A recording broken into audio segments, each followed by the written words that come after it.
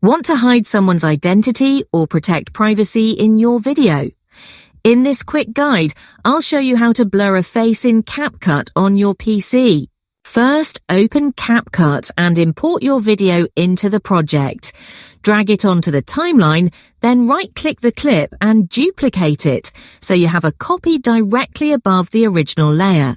This top layer will hold the blur effect. Go to the Effects tab, search for a blur style you like, and apply it to the duplicate layer. Now, select this blurred clip and open the masking tools. Choose the circle mask option, position it so it fully covers the face, and adjust the feathering slider to make the blur edges softer and more natural. If the person moves in the video, enable the track mask feature.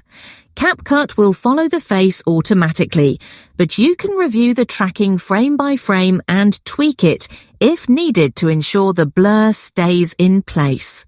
Once you're satisfied, export the video and your face blur is ready to share.